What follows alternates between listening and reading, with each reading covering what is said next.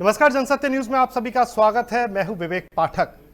जिस तरह से कोरोना आपदा के बारे में अभी जितनी जानकारी मिल पा रही है, अब भारत के अंदर भी लॉकडाउन का तीसरे स्वरूप को केंद्र सरकार ने हरी झंडी दे दी है। हालांकि कुछ कैटेगराइज्ड चीजों में, खासतौर से ग्रीन जोन के अंदर और ग्रामीण इलाकों के अंदर जो उद्योग हैं उनमें जरूर जो है छूट दी है, जिसको लेकर भारत की जो आर्थिक स्थिति है उसको ठीक करने की स्थितियां जो है रखी गई हैं, उसका टारगेट रखा गया है। इसी मुद्दे पर हमारे साथ बात करने के लिए आज खास तौर से हमारे गेस्ट पैनल में मैं स्वागत करना चाहूंगा। सत्यदेव पचौरी हैं हमारे साथ में। आप पूर्व मंत्री भी रह चुके हैं, साथ ही साथ इस समय वर्तमान में सांसद है कानपुर लोकसभा सीट से। सत्यदेव जी, बहुत बहुत स्वागत है आपका हमारे जनसत्य न्यूज चैनल पर। धन्यवाद, बहुत बहुत धन्यवाद। सत्यदेव जी, जो हालात है इस वक्त कोरोना आपदा को लेकर, जिस तरह से स्थितियां बनी हुई हैं, हालांकि कानपुर में भी स्थितियां उतनी तनावपूर्ण है, एक जनप्रतिनिधि के तौर पर जिस तरह से आप ये देख रहे होंगे कि केंद्र सरकार ने ग्रामीण इलाकों में जो रिलैक्सेशन दिया है, खासतौर से मनरेगा को लेकर हो या फिर जो ग्रामीण उद्योग हैं उनको लेकर जो है रिलैक्सेशन है, तो स्थिति जो पटरी है आर्थिक स्थिति के तौर पर ग्रामीण इलाकों के, क्योंकि आपका मंत्रालय भी वही रहा है, ऐसी स्थिति में इस तरह के फैसले को किस तरह से देखते हैं आप? देखिए, इससे विकास की गति तेज होगी और गांव में खासकर किसानों को जिनकी फसल तैयार थी वो काटने का अवसर मिलेगा, मड़ाई का अवसर मिलेगा और मार्केटिंग का भी अवसर मिलेगा।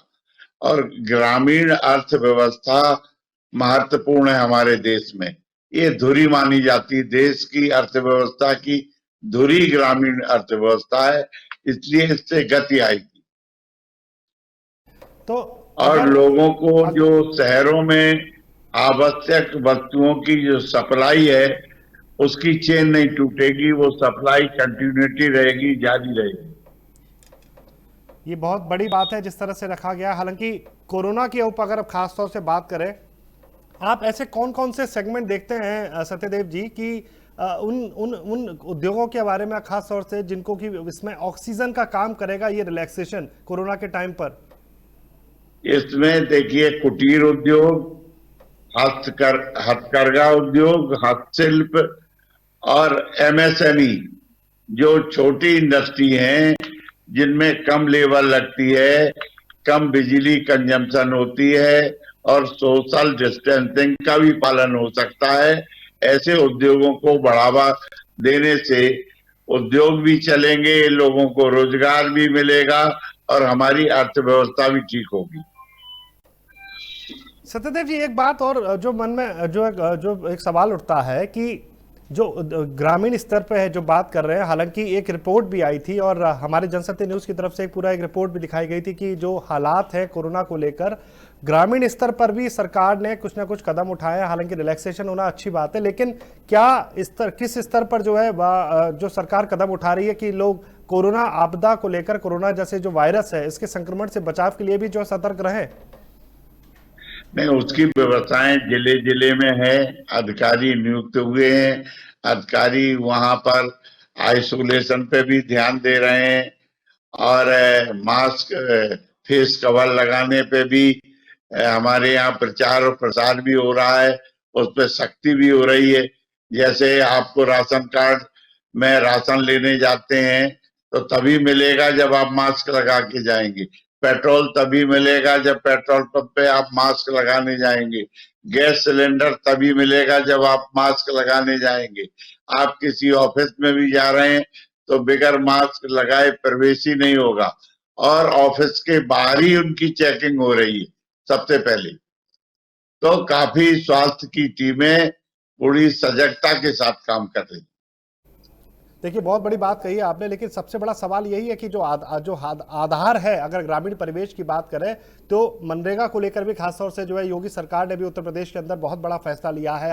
खासतौर पे जिस तरह से जो प्रवासी मजदूर थे अब वो वापस अपने राज्य की तरफ वापस लौट रहे हैं और अब उनके सामने जो है रोजगार के लिए भी बहुत बड़ी चुनौती है। ऐसी स्थिति में ग्रामीण परिवेश में फिर से रोजगार की स्थितियों को पैदा करना और उसको जारी रखना, ये बहुत बड़ा कामयाबी का फैसला मान सकते हैं और उनके लिए बहुत मैं समझ सकता हूं कि बहुत सहूलियत का फैसला होगा रोजगार को लेकर। मैं समझता हूँ उत्तर प्रदेश, मध्य प्रदेश और बिहार के मजदूर ज्यादातर अन्य राज्यों में जाते हैं और ये तीनों राज्य सक्षम है अपने यहाँ मजदूर को काम देने के लिए। और उत्तर प्रदेश में तो एसएमएमई स्मॉल स्केल इंडस्ट्री की 44 लाख यूनिटें हैं, 44 लाख। तो इसलिए उत्तर प्रदेश में तो मजदूरों के लिए कोई समस्याएं नहीं हो रही। हाँ, विकास के भी द्वार खोल देने चाहिए। जैसे कंस्ट्रक्शन के छोटे मोटे काम है, जहाँ लेबर कम लगती है, वो खोल देने चाहिए। जैसे केबलिंग का काम है, सीवर के काम जो चल रहे हैं, नई सीवर लाइन डालने का काम अमृत योजना में, ऐसी योजनाओं को चालू करना चाहिए।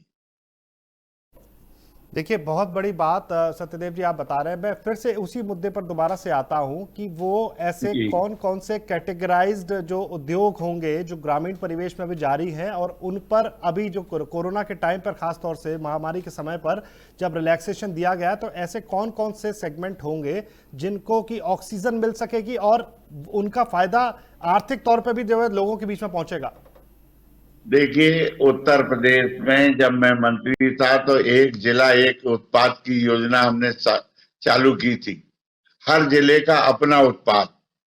तो इससे उस उत्पाद को बढ़ने में, लोगों को उससे रोजगार मिलने में सहूलियत होगी और वो उत्पादन उनका बढ़ेगा तो बाहर जाएगा, तो नए लोगों को रोजगार के अवसर सृजित होगी।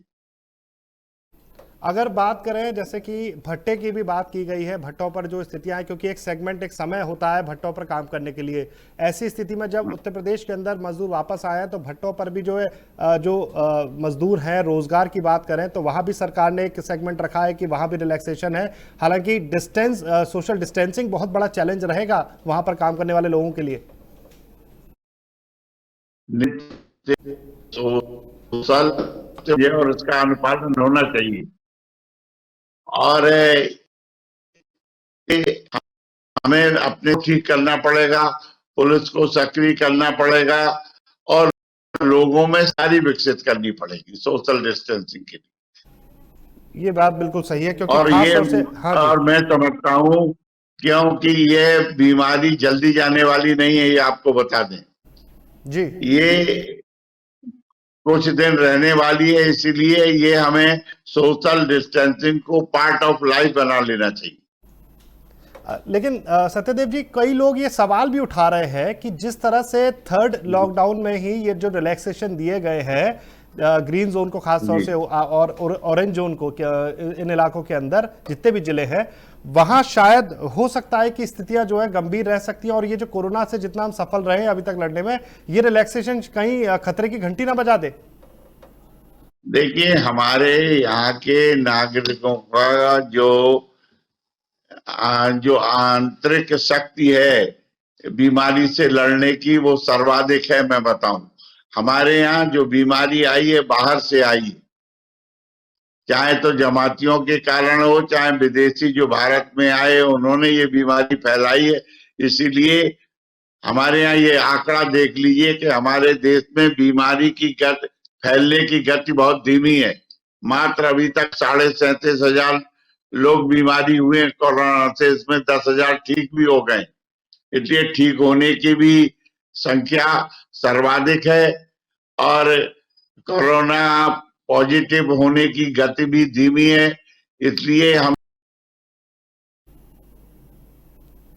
तो जो स्थितियां हैं सत्यदेव पचौरी की तरफ से साफ तौर पे कहा जा रहा है जी की अब जरूरत है, क्योंकि जो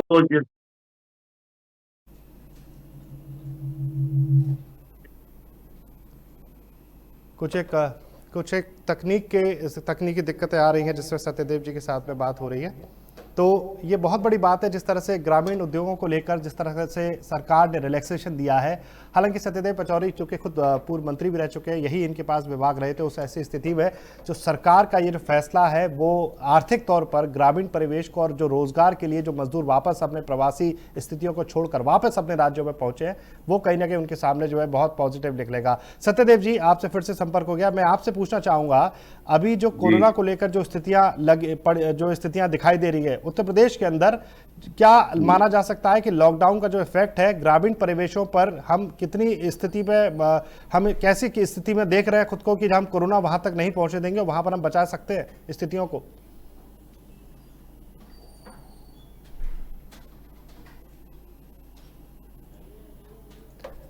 मेरे ख्याल से तकनीकी कुछ दिक्कतें आ रही है, लेकिन सबसे बड़ा सवाल है और जो बात खुद सत्यदेव पचौरी ने अपनी तरफ से खास तौर से कहा है, बीजेपी सांसद है कानपुर से, उन्होंने साफ तौर पे कहा कि जो स्थितियां हैं वो रोजगार को वहां बढ़ाने के लिए हैं और इस जो आर्थिक परिवेश है उसको समांतर रूप से वहां के लोगों के लिए रोजगार के तौर पर, जिस तरह से उन्होंने कहा कि जो निर्माण कार्य है उनको भी शुरुआत करानी चाहिए, जिससे कि जो स्थितियां विकास से जुड़ी हुई हैं अब वो भी शुरुआत हो पाएंगी। और आपको बता दें कि कोरोना महामारी की स्थिति में जब ये हालात बने हुए हैं और ऐसी स्थिति में बहुत बड़ा चुनौती के रूप में देखा जा रहा था कि कोरोना को गांव और ग्रामीण जो परिवेश है वहां पर फैलने से अभी रोका गया है। तमाम उन राज्यों की बात करें देश के अंदर तो लोग हैं, लेकिन स्थितियां वहां पर अभी भी कोरोना को लेकर ग्रामीण परिवेश में बहुत नियंत्रित नजर आ रही हैं। ऐसी स्थिति में जो रिलैक्सेशन दिया गया है थर्ड लॉकडाउन के अंदर भी वो बहुत ये देखा जा सकता है। सत्यदेव जी सुन पा रहे हैं आप मुझे?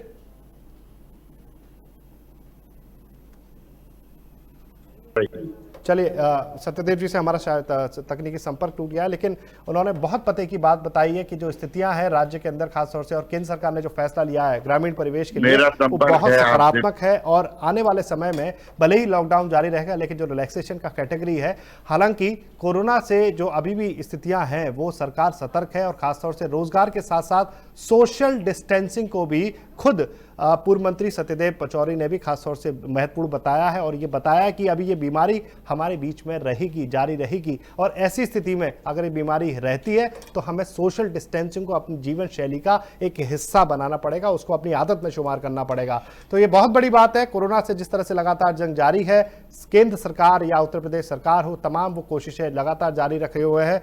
योगी और प्रधानमंत्री मोदी जिस तरह से हर दिन जो एक नया अपडेट लेकर आ रहे हैं, हर तरह से जो है रिलैक्सेशन के लिए खासतौर से हर कैटेगरी के लिए वो जिस तरह से आदेश दे रहे हैं, अब ये माना जा सकता है कि उत्तर प्रदेश और देश के अंदर कोरोना जैसी महामारी से चुनौती के रूप में जिस तरह से हम ले रहे हैं उससे बहुत जल्द और बहुत अच्छी स्थिति में हम वापसी कर सकते हैं। फिलहाल जनसत्य न्यूज में इतना ही। अगर आपको हमारी ये विशेष पेशकश पसंद आई हो तो आप हमें लाइक और शेयर कर सकते हैं। साथ ही साथ आप फेसबुक पर हमें लाइक और फॉलो कर सकते हैं। साथ ही साथ यूट्यूब पर आप हमें सब्सक्राइब भी कर सकते हैं। तब तक के लिए जुड़े रहिए जनसत्य न्यूज के साथ। मुझे दीजिए इजाजत। नमस्कार।